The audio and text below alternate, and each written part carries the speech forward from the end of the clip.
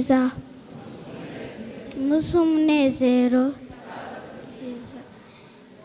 Nitwa Umurerwa se Divina, akaba ari njye kuri uyu munsi Imana yatoranyije ngo tugane ijambo ryayo.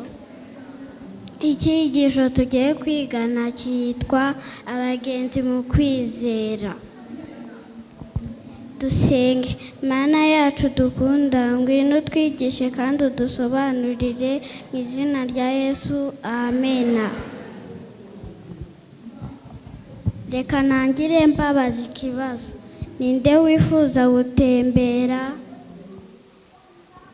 Tekereza uhawe amahirwe yo gukora urugendo ukwezi kose, itike y'ubuntu, ibiryo by'ubuntu, amacumbi y'ubuntu, byose byishyuwe. Bakifuza kujya he? Nanjye ubwanjye nkunda gutembera. Iyo uri mu butembere ubona ahantu hashya, ukumva indimi nshya, ukabona imico mishya, ukarya ibiryo bishya, kandi ugahura n'inshuti nshya. Iyi Sabato turatemberera ku ruzi ruzwi muri Bibiliya rwitwa uruzi rwa Yorodani muri Isiraheli. Nk'uko umutwe w'ikigisho uvuga, tubona inkuru y'umukobwa muto wari imbata ariko wizeraga Imana ikomeye, kandi yabitojwe n'ababyeyi be. Umunsi umwe yaje kujyanwa nk'imbohe, ajyanwa mu gihugu cya Siriya, agurwa n'urugo rwa Namani, umusirikare ukomeye wari arwaye ibibembe. Uyu mwana muto w'umukobwa yaje kubwira nyirabuja ati, databuja yaba yari yemeye kujya kubonana n'umuhanuzi uri i Samariya, yari kumukiza ibibembe. Namani ubusembwa bw'ibibembe yari arwaye bwamuteye gutekereza no guha agaciro ijambo ry'umuja muto uciye bugufi.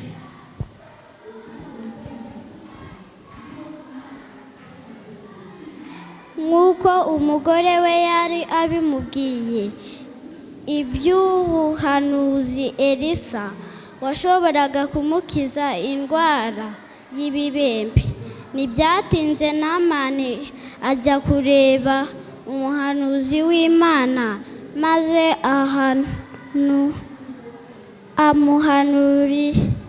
umuhanuzi amusaba kujya muri Yorodani kwiyuhagira karindwi kubera kwizera yagize. Namani yavuyemo yakize, umubiri we wabaye nk'uw'umwana muto kandi ashima Imana. Tubona kandi ko na Yesu yagendanye kwizera ubwo yavaga mu ijuru aje mu isi, aje gushaka no gukiza abazimiye. Kubera ko agukunda, yaraje abaho, arababazwa, arapfa, arazuka, asubira mu ijuru. Yasezeranye ko azabana natwe mu gihe tugenda dufite kwizera. Tega amatwi Yesu, vuba bidatinze azahurira nawe mu kirere, hanyuma ugende ufite kwizera mu ijuru. N'abagenzi bose bafite kwizera, bifuriza kwizera. Imana ibahe umugisha. Katwicishe bugufi dusenge. Data wa twese uri mu ijuru, izina ryawe ryubahwe, ubwami bwawe buze, icyo ushaka kibe mu ijuru nk'uko kiba mu isi, mu izina rya Yesu, amen. Kwiringira TV, ubutumwa bwiza kuri benshi, gukizwa kwa benshi. Matayo 24 umurongo wa 14.